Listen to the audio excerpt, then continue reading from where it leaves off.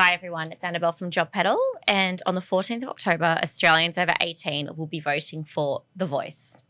Today we have Duncan from SECTA who will open the discussion. Hi Duncan. G'day there, Annabel. Yeah, look, the VOICE Referendum has divided Australia, which is a bit of a shame. So whether you agree with the no or the yes campaign, our country is divided, Annabel. Yeah, look, that is a shame. And what will the Australian people be asked when they go to vote on the 14th of October? Put simply, the question will be a proposed law to alter the Constitution, and that is to recognise the First Peoples of Australia by establishing an Aboriginal and Torres Strait Islander voice. So that's it? Yeah, it's as simple as that. To vote, you will need to write either yes or no in the box on the ballot paper. Okay. No ticks, no crosses. The primary focus of The Voice seems to centre on seeking forgiveness for past mistakes committed by previous governments, bureaucrats, or the insensitivity and biased behaviour displayed by specific individuals. Recognising past wrongs is a constructive step towards reconciliation, don't you think? Yeah, I agree, Annabel. Nevertheless, it's essential to redirect the attention towards actively putting practical solutions into action to address the present and the future issues within the Australian Indigenous communities. Extremely important.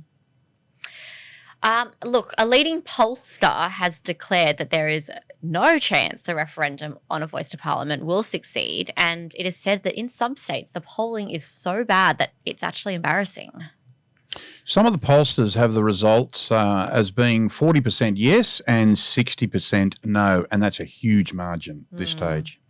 So what went wrong with the yes campaign? Well, Annabel, the history that tells us that are well-considered questions that voters have been able to grasp on topics that have bipartisan support, and that's where it's very important, have a greater chance to bring change to the Australian Constitution. Look, a referendum also appears unlikely to pass if it's complicated, and this referendum is not simple. You did mention before that bipartisan support will have a greater chance to bring change to the Australian Constitution. Yeah, forgive me for saying this, but it's a no-brainer to have bipartisan support when you have such an important change to our Constitution. So it's simply a matter of getting all the parties together and having a unanimous agreement before you put the referendum to the Australian people. Yeah, look, and it takes leadership, Annabel, to bring the parties together and put up a proposal which would help the Indigenous people in many areas. Then you have one voice, and that is the voice of the Parliament to promote the referendum. I'd say you'd get 90% of Australians saying yes because there's bipartisan support. That's incredibly important. Yeah, look, absolutely. And I can see that would, absolutely work. Look, I'll give you an analogy. Let's say you and I were running a chocolate making company called Kingdom Chocolates, for instance.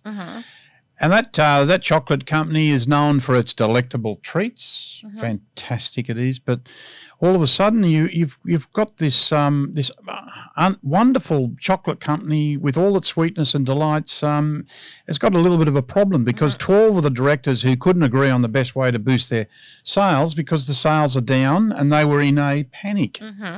Without the consultation, you and some directors decide to launch a new flavour of peppermint chocolate.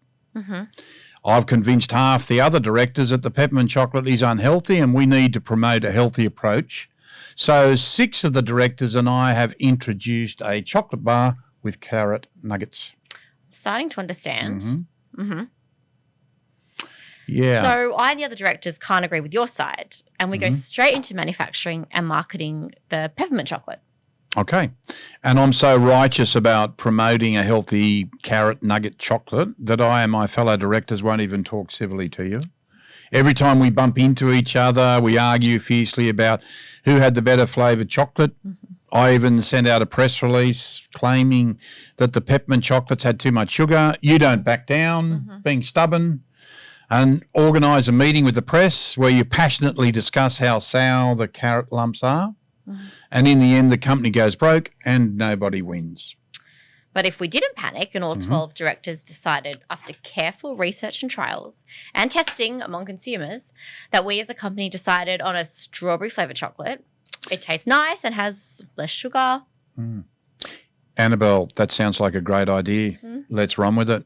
And so we put our differences aside, combined our expertise. We launched the most delicious strawberry flavoured chocolate the world has ever seen.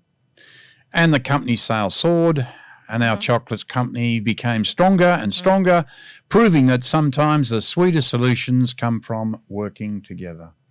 So in future referendums, it's our wish that politicians set aside their disagreements, check their egos at the door, and craft a proposal that gains unanimous support for all the benefit of the nation. I believe, Annabel, that Australians have grown weary of it, so there may not be another opportunity, which is a shame.